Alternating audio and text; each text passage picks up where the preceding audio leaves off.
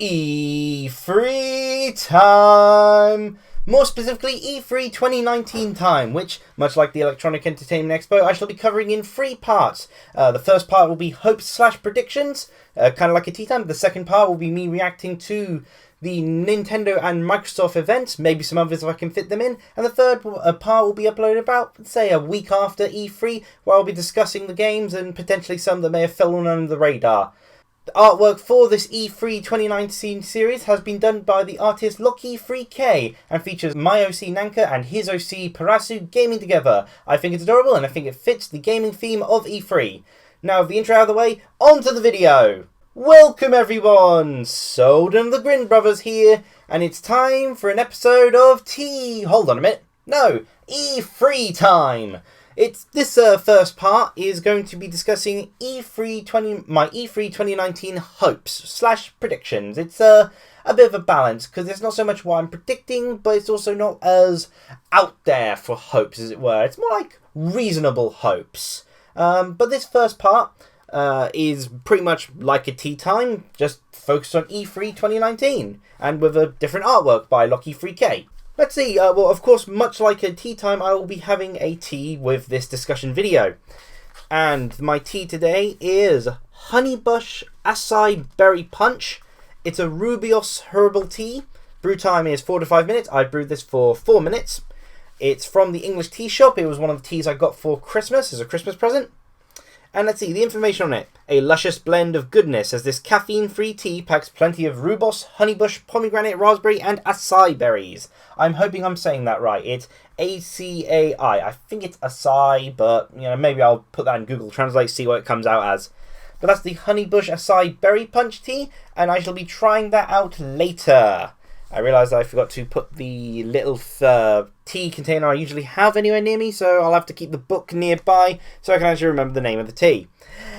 In any case, for today's video, well, like I said, it's an E3 video, which I'm focusing on E3 2019, which this is the part 1 of my E3 2019 coverage, and this is well before E3 2019 has even begun. I figured I'd get this recorded early because I'm not sure my my hopish predictions or predicting hopes will change too much in the following days, and it's best to get this recorded and rendered so it's ready, because the other videos have to be a lot more on point, on the nose, really swiftly done. So being able to relax myself and do this one ahead of time is a nice feeling.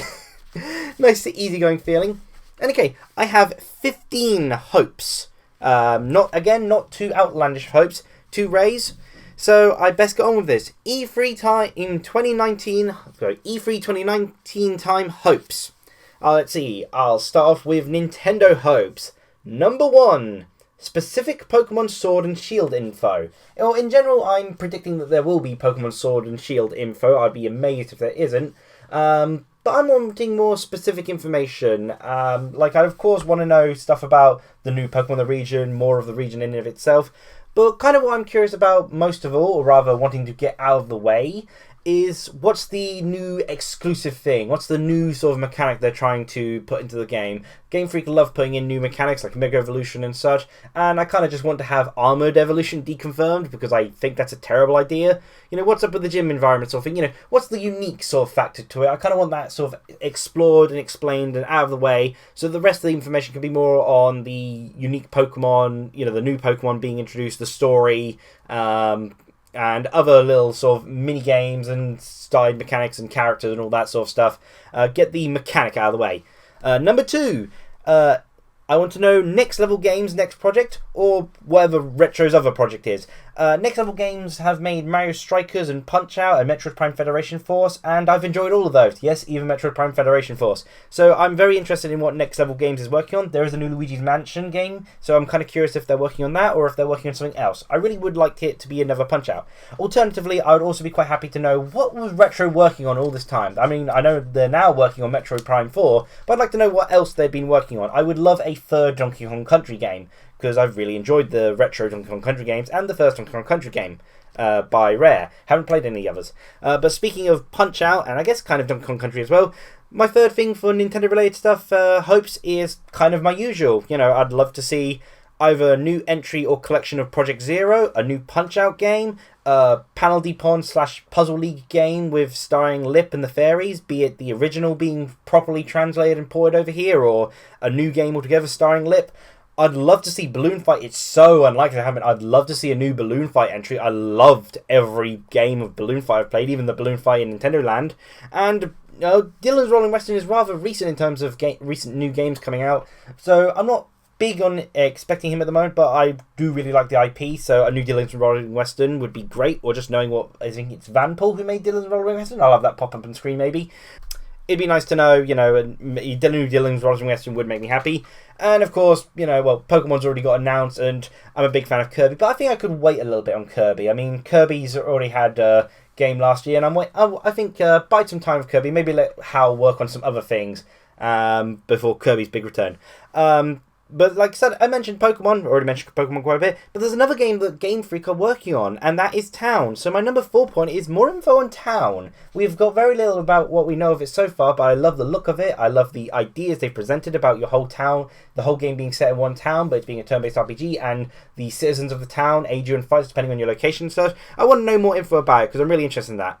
And my number 5 point, whilst I'm not super huge on Super Smash Bros. Anymore, my big hope is that there'll be a first-party DLC character. I'm not a big fan of third-party DLC characters. There are some I wouldn't mind as much, admittedly, but my preference is always going to be first-party DLC characters and a bigger focus on Nintendo IPs, particularly if they're obscure ones, though I wouldn't mind if they're, say, the Kirby series doesn't have as much representation as, say, Mario or Zelda as such, so say if Bandana got in, that would also make me very happy. But of course, there's a lot of obscure Nintendo characters, Lip for instance, that I would also love to see in. There's Rhythm Heaven, I'm surprised hasn't got a representative. Cry Joe would be cool.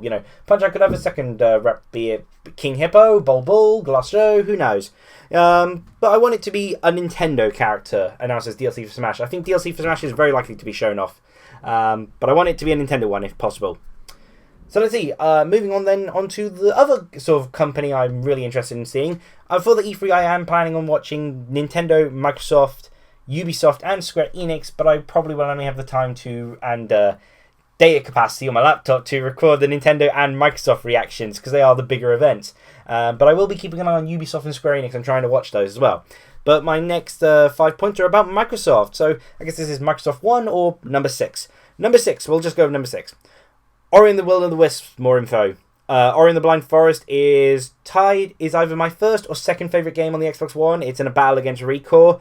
So the sequel of Ori and the Will of the Wisps had me jumping up with joy last year. So I want to know more info about it. I want to know what release date it has, whether it's going to get a physical release. Oh, I'd love a physical release of the game. And just a general more showcasing of the beautiful game in sort of series, which makes me cry. Like, oh my gosh, that game is so touching. And hey, me and Refi did a playthrough of it, and I personally think it's one of our best, if not the best playthrough we've done. At least of the earlier games, I feel it's the best playthrough.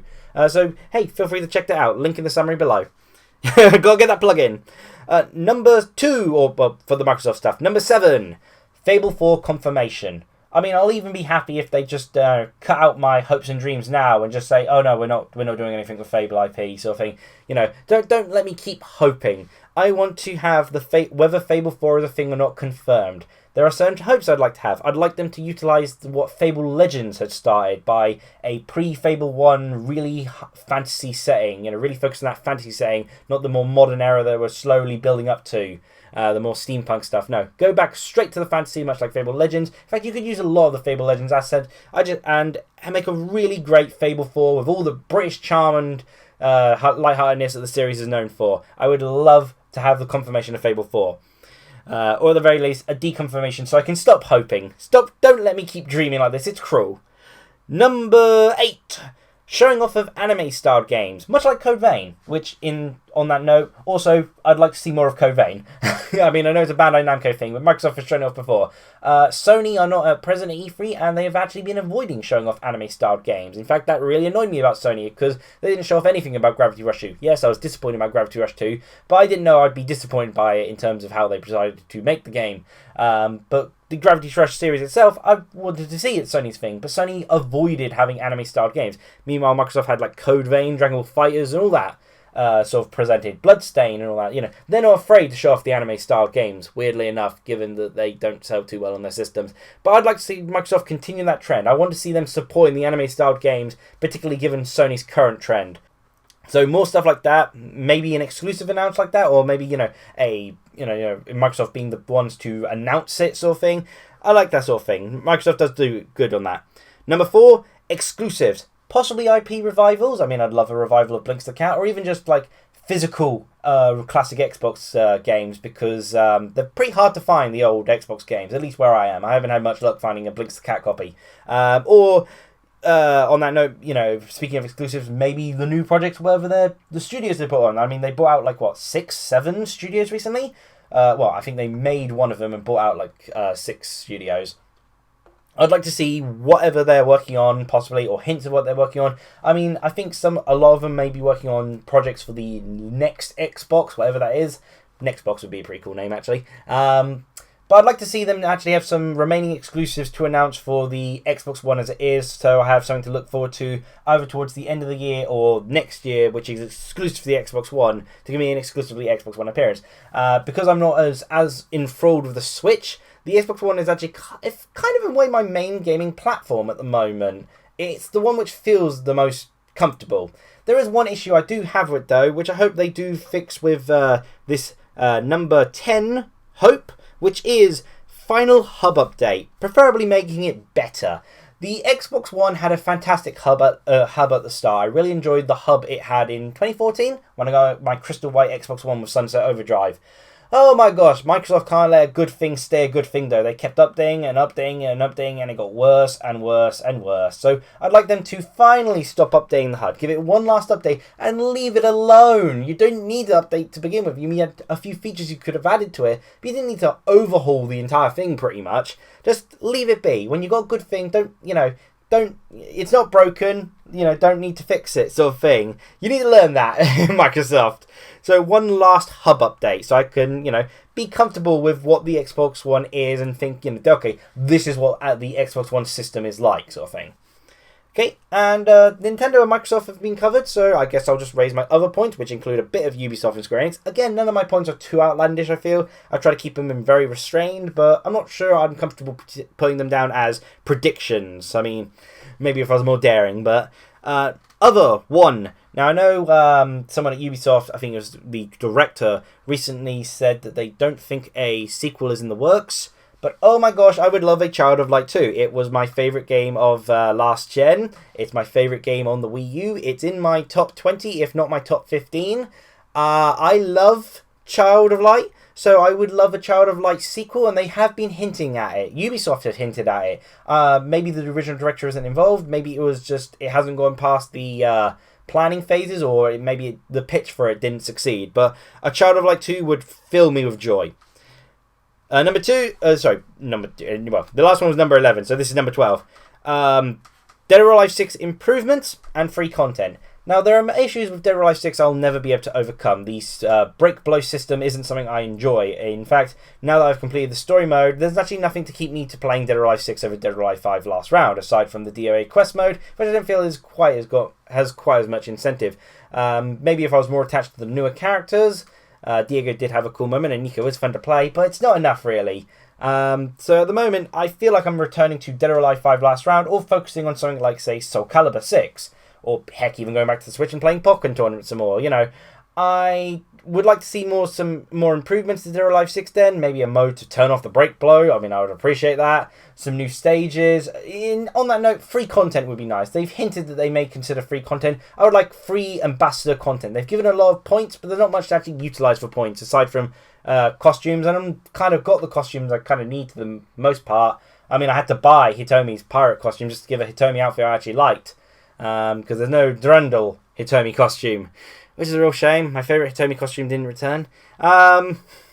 So I'd like to, maybe some free updates. I love the bridge stage. I'll see if I can find the specific name. I love the bridge stage with the waterfall and all that, and that isn't in it, which is a real shame. I'd love to see that return. Some free update to reward people who actually bought the game day one, which I did despite my concerns, and unfortunately I wasn't as rewarded for it as I was hoping for.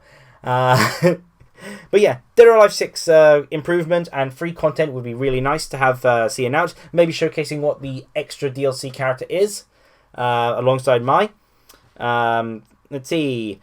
Speaking of fighting games, I had this listed down differently, but number 13, Soul Calibur 6. I want to see either. I've heard that the third DLC, well, like fourth if you count Tira, even though she's like a bonus character. I've heard through data mining they've suggested that the next DLC character for Soul Calibur 6 is Cassandra, which I really like Cassandra personality wise and all that.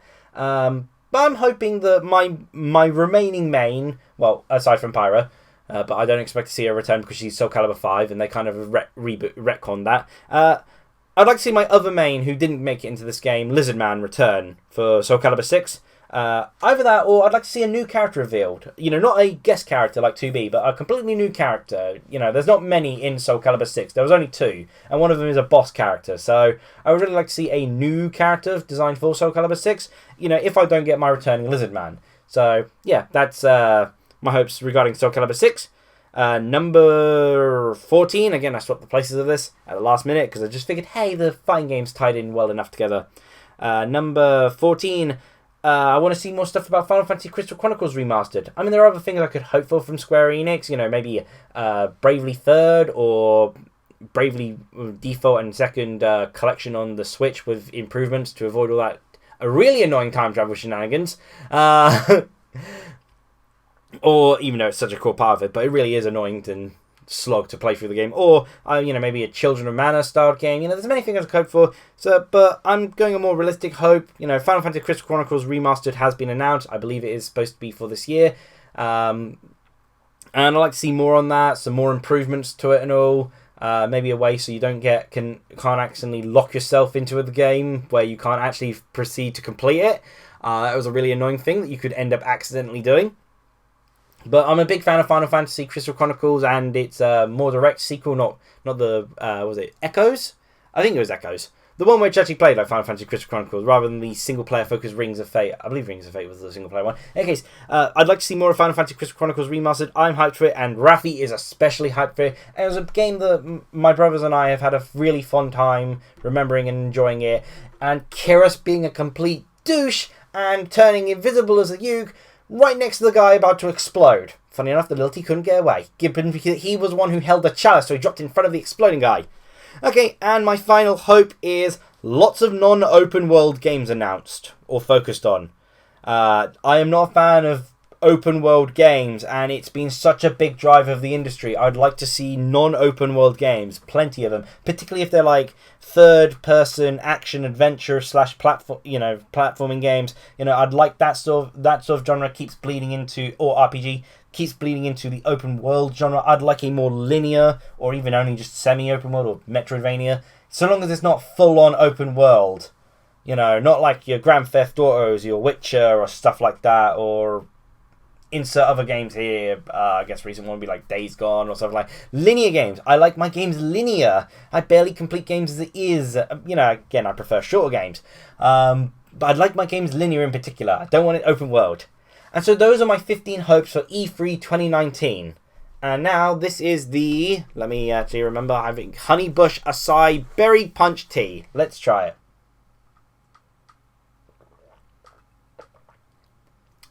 Wow. Really nice, rather sweet, but it's sweet in a different way to my blackcurrant tea.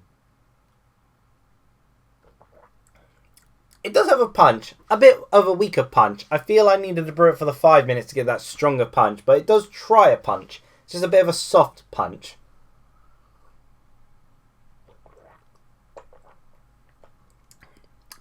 Yeah, soft punch, bit of an aftertaste. Ooh. You can get a good taste to the sides of the tongue. The raspberry manages to shine through at the sides. Good little bit of pomegranate. There is a punch of something, but it's not that strong. But that could be because I only brewed it for 4 minutes instead of 5. So maybe I'll try it again. Really nice. Really nice. Little, again, not quite as exciting as I was hoping for, but it is nice. And that's a good thing. So then, that was the first part of my E3 2019 series, my E3 2019 hopes.